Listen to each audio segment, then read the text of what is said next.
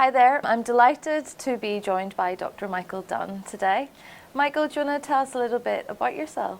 Sure. I'm interested, I guess, as an ethicist in the ethical dimensions of a range of ethical problems in healthcare, social care and research. My background's in the social sciences, but I'm increasingly orientating myself towards looking at normative questions in practice. Although my background does mean that I have a strong interest also in methodological questions in bioethics, so the ways in which social scientific analysis and ethical analysis might be integrated, and that's a big part of my current work as well. And what in particular are you going to be talking to us about today? So this is an area that comes out of, I guess, that interdisciplinary connection between social science and ethics. It's research ethics, I guess, research ethics governance, particularly the question about how we think about a justification for governing social science through the research ethics process within society. I'm responding, I guess, at least in part, to a set of arguments, criticisms essentially of the current regulatory framework, which requires social scientists to be scrutinised by ethics committees, and there's a strong backlash against that particular kind of regulation. And so I'm trying to articulate what's at stake in that debate, really, and how we might defend a governance system of the kind that we have. Okay. Michael, do you want to start by telling me what you see the difference is between ethical research and research ethics? Okay, so I think it depends, at least in part, on how we define those terms. I take it that when we talk about research ethics, we either mean an academic field of inquiry, or we refer to some overarching system of governance or regulations that scrutinise the ethical components of a piece of research. If we take that last account, I think we can contrast that with ethical research, which I take to be much more concerned with the conduct of the activity of conducting research itself. So the ways in which researchers go about integrating ethics or ethical thinking into their day-to-day research activities. That question about overlap, I think, is a difficult one. So it seems to me that research ethics is at least in part involved in the process of judging the conduct of the researchers, but only to a limited extent. So I think we'd want to say that how the researchers conduct themselves in approaching the research ethics process is itself part of ethical research. And so in that sense, an ethics committee or the research ethics process must be judging the ways in which researchers conduct themselves. And I think we might say that the ethical researcher is somebody who conducts themselves appropriately in the research ethics process itself. But it also seems to me that we would want to be wary of saying that research ethics is all you need to do ethical research, that there's nothing more to the conduct of research than going through the ethics review process appropriately. It seems to me that the ethics review process and research ethics, to use that term, is all about the process of giving a permission of a certain kind that this activity can go ahead in the parameters that the researcher has proposed and has defended.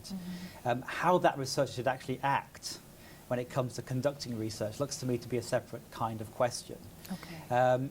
That's not to say they shouldn't adhere to what was approved, but clearly there's going to be a set of responsibilities that the researcher has on a day-to-day basis in their institutional setting when they're doing research that transcends the mere fact they've got permission to do it. So I think I'd want to resist the idea that research ethics as compliance means that we don't have to think anything more about what it means to do ethical research. Yeah. I think there is some more to be said about the conduct of good research at the coalface of research that's not captured by research ethics review processes. Yeah. So whilst the review process is important in itself, it's also important for researchers, for us to remember that we're not just talking about one particular moment or one process or one approvals mechanism, but this kind of ongoing research trajectory and endeavour as well. Yeah, I think that's right, and I think that trajectory has an clear ethical character to it.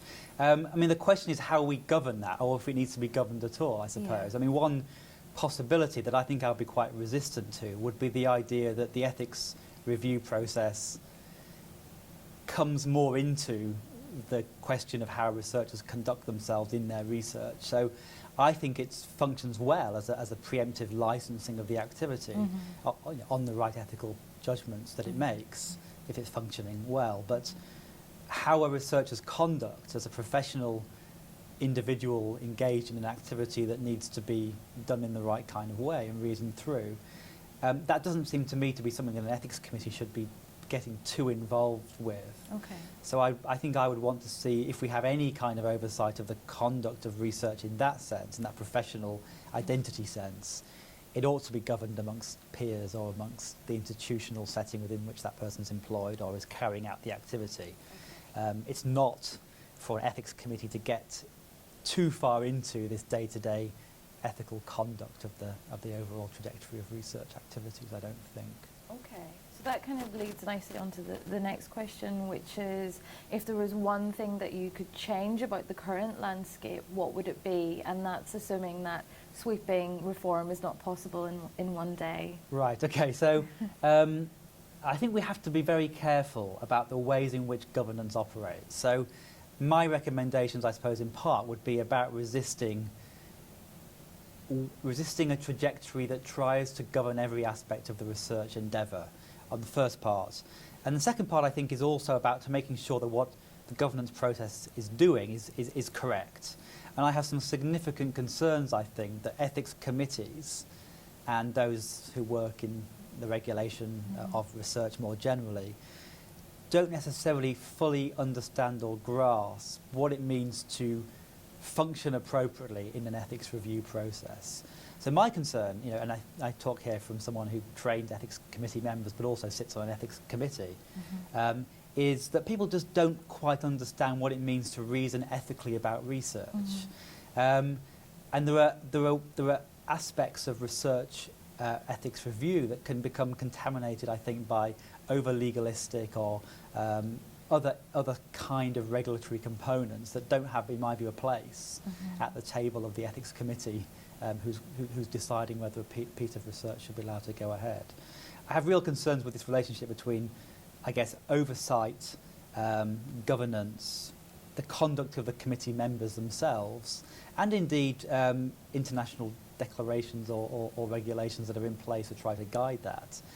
It seems to me pretty clear that what's going on in a well-functioning research ethics review process is some flexibility in which ethics committee members, as representatives of some social function, are able to reason through competing principles in light of what's materially relevant, given the proposal, the considerations that the researcher is doing, and that they're responsive and they engage in the right kind of dialogical way with the researcher in that process. So I think there's a broad need for education about what it means to reason ethically and correctly within governance. And I fear that what happens is that we move the other way.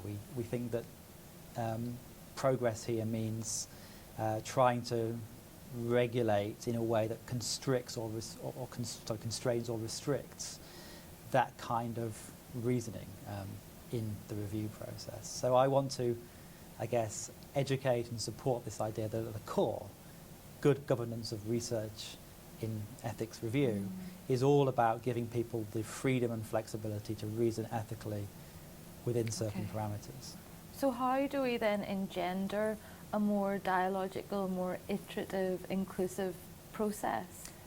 I don't think it's easy, because I don't think group-based dialogical ethical reasoning is an easy thing to get right in any context. I mean, I think that's true if you look at clinical ethics work or anything, any situation in which we try to reason between competing values as a group.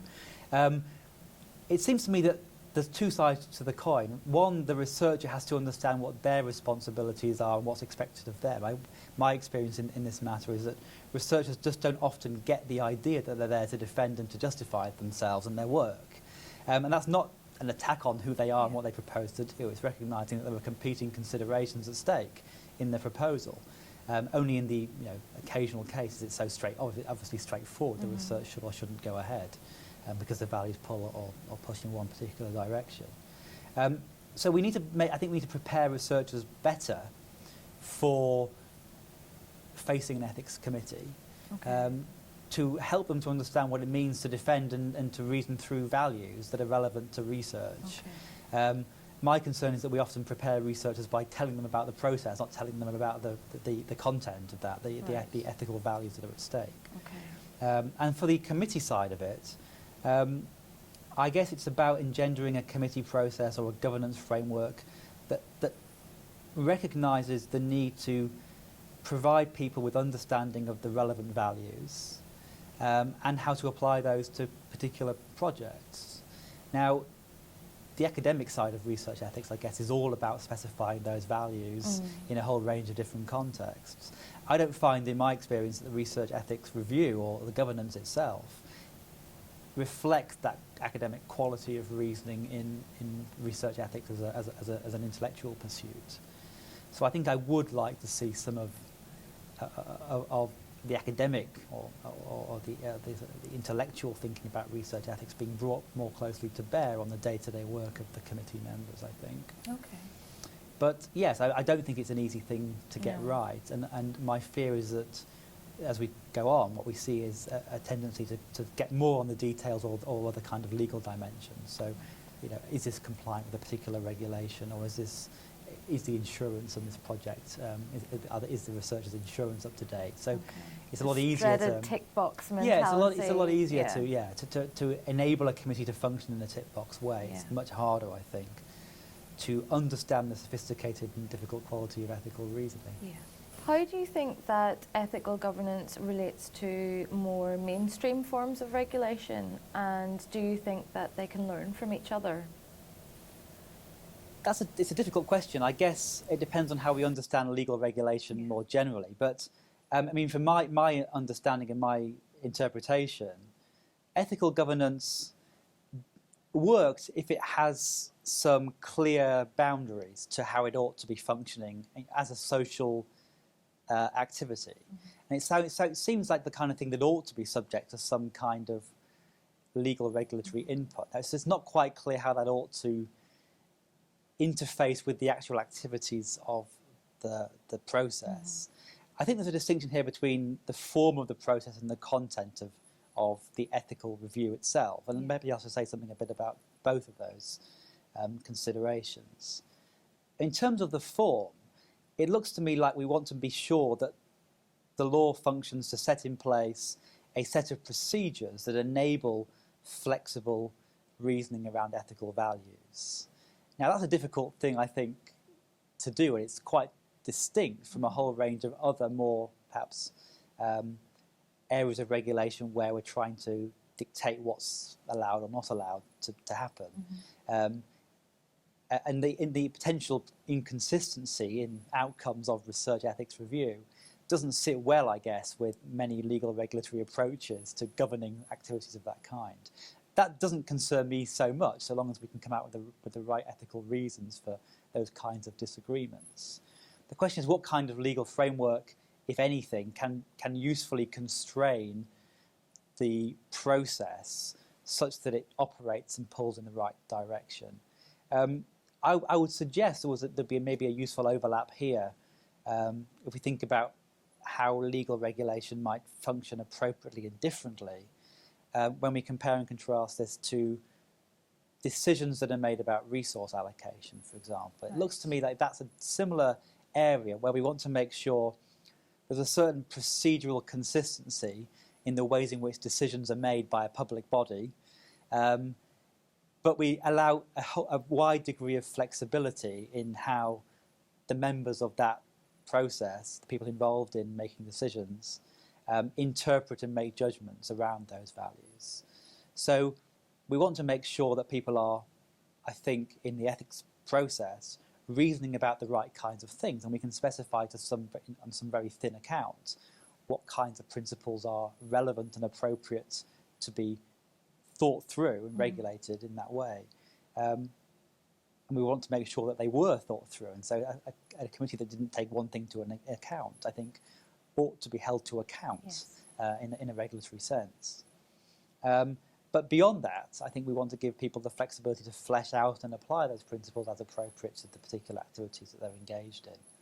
So I think it's going to have to be a relatively thin and procedurally orientated form of regulation, and that, I think, does distinguish it from the vast majority of more formal ways of governing social activities of that kind, where permissibility or compliance, I think, are the more appropriate ways of understanding what's going on. Okay. So we mentioned this kind of, I guess, tension between rigidity and flexibility. Yeah. How do you think ethical governance can incorporate the flexibility, the contingency, the naturalistic settings of qualitative methods? I think, again, if we follow through this idea that we weakly govern the process, there is the possibility of change for the better here. I think the complaints that are raised about the lack of flexibility in the ways in which social research and its complexities are thought through by ethics committees is a problem. I think there's no doubt about that. I do think that it's getting better. I mean, we know that more and more qualitative research is being discussed within these committees, and we know that there's more and more qualitative researchers who are appointed to sit on ethics committees to help to think these things through. But I think firstly to say that the contingency and flexibility is not just a matter of concern for qualitative research. So contingency seems to me to be a feature of all kinds of research. We're often making judgments about and changes that are as part of the day-to-day work we do in both medical research and social research. But yes, for sure, we want to make sure that the process is in place to allow some attendance to the fact that many of the decisions that a researcher in the qualitative world is making are emergent and are contingent on prior decisions that only come about in an earlier phase of the research. It would be a mistake, I think, to expect the committee to step in at every single stage where a new development in the research plan has evolved because of the ways in which social research functions iteratively in that sense. But at the same time, the idea of having a partnership model where there is some assistance or oversight to make sure those decisions don't fall outside, a realistic or fair interpretation of what valid consent would require or what appropriate participation would look like is important. So I think the challenge is to move away from the simple idea that a committee operates just to make decisions about how a research should go ahead in advance. I do think that a better line of communication, perhaps between the researcher, the institution, and the ethics committee, might be one way of doing that. But I would not want to see the committee stepping too far into the world of the researcher to have continual oversight. It may be that there's a fine line here between appointing a more senior colleague, perhaps, who has some independent responsibility for the ethical oversight of research alongside the research team as a peer, essentially, I guess. But they would not be answerable to a committee. They would be essentially appointed just to scrutinise and to review those decisions. Because I think there is some appropriate concern that the mere fact that research in qualitative research evolves doesn't mean that it evolves necessarily in an ethically defensible way in every single case. So it does look like we need some sense of review in that process. I mean, another point I think to make here is the significance and importance of proportionate review. I think some arguments that are commonly made by social scientists that much of social research is of limited potential harm, direct harm to participants, has some force.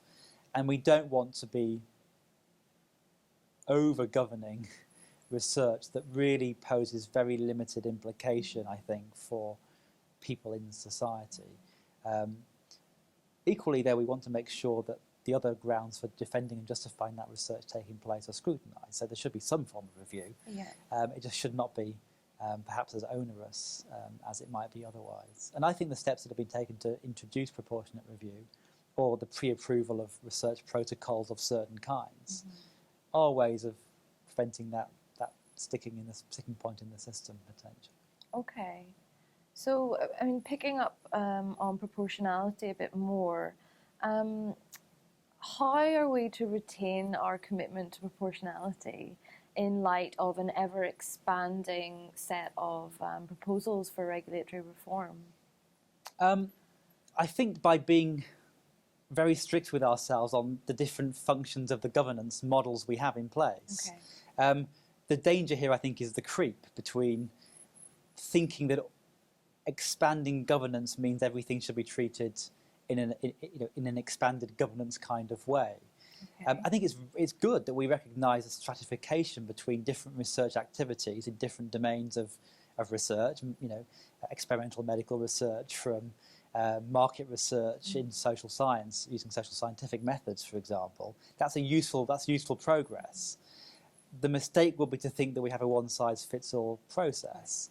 And that comes down to the careful regulation of the process, again, I think. It concerns me a little bit that we don't have strict legal oversight of those different dimensions of the governance models in place. I mean, in my view, the law's interface with research ethics is probably a little bit thinner than it should be.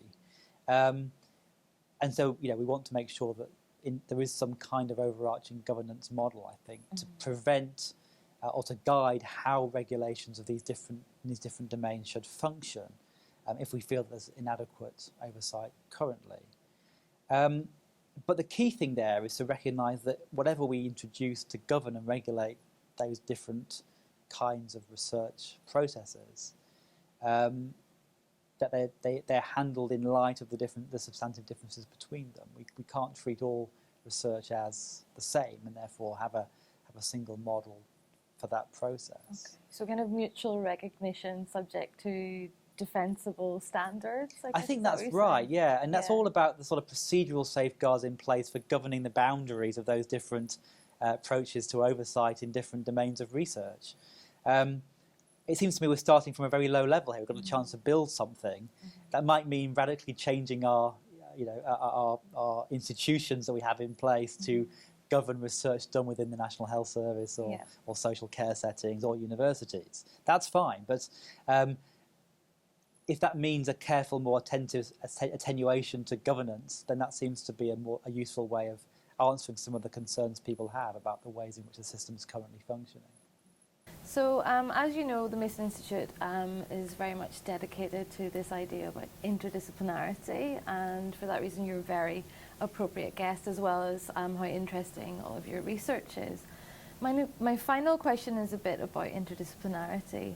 So there's much talk at the minute about how disciplines such as STS, anthropology and sociology can usefully contribute to bioethics. Do you think that bioethical considerations can in turn contribute to those disciplines? Yes, I mean, so this interface between the social sciences and ethics is a big interest of mine, so I do have some thoughts about this. I guess I do see that relationship being two-way. Much of the critique has come, I guess, at bioethics for not being contextualised enough, and of course what the social science disciplines can bring is that context, and as you say, there's been a lot of work done to articulate the value and the different ways in which that practicability or that contextual quality might be brought into the field of bioethics. I think one useful way that bioethics can be brought to bear on the social sciences, particularly those who are working in the area of biomedicine, healthcare, social care, research, etc., so the medical, sociological, anthropological disciplines, I guess, is to reveal some of the presuppositions that these disciplines themselves bring, and particularly to disentangle those when they aim to have practical relevance or to make certain kinds of recommendations. I mean, so for me, what's distinctive about bioethics is its entire focus on what I've referred to with colleagues at Ethox as this focus on answering practical ought questions. It tries to answer questions that are about what we should do in a given context. So it's action guiding in that sense, not necessarily in the strict here's what we should do here sense, but it aims to make recommendations about what ought to be done in a given context. My view is that social scientists are increasingly attending to that need to be relevant in that kind of way in their own work. So it's not enough now to simply describe in rich detail various features scientific life or medical practice, but just to make some claims about what's wrong or what ought to change in that world. And often I think we see in different subdisciplines within sociology or anthropology an implicit commitment to normative values that reflect the disciplinary heritage of the ideas that are so central to those worlds. They're often accepted without critical engagement. And I think the bioethicist is a useful critical friend there to highlight, perhaps in some often quite uncomfortable ways, what is presupposed and potentially what might not be able to be presupposed in the sort of strict sense of can you defend, articulate and reason through those arguments in the ways in which you're seeking to apply them. And so we see commitments to equality, commitments to, anti-exploitation positions as being integral to the sort of normative commitments of these disciplines. But how we ought to act, the recommendations that we need to make, require more than the rehearsal of those commitments. We have to, I think, foreground them, discuss them, articulate whether they are indeed relevant to a practical change in any given practice area. We have to be a bit more careful, I think, with the norms that are often implicitly brought to bear in social research, particularly in the sphere of making policy or practice recommendations for change. Bioethicists are very good, I think, at making practical ethical arguments, or they should be, and so they are used to specifying, defending, justifying those kinds of values. And I think as a critical friend in helping the social scientists to question precisely whether and how the values that they want to bring to bear to recommend change in light of what they've shown in their work could be a very useful activity. It's certainly something that happens at Ethox a lot. I mean, so we often have social scientists, I think, who do have those presuppositions, and we engage them in quite critical debate. And it's likewise, I think, to the ethicists will question whether they take certain things for granted about the real world. And that tension, and it is a tension at times, can be productive if people understand and are open to the idea of being challenged in that way. So I do think that interface does go both ways in that sense. Fantastic. Michael, it's been so interesting speaking to you. It's been a pleasure, about thank your you. work. Thanks so much. Thank you very much indeed.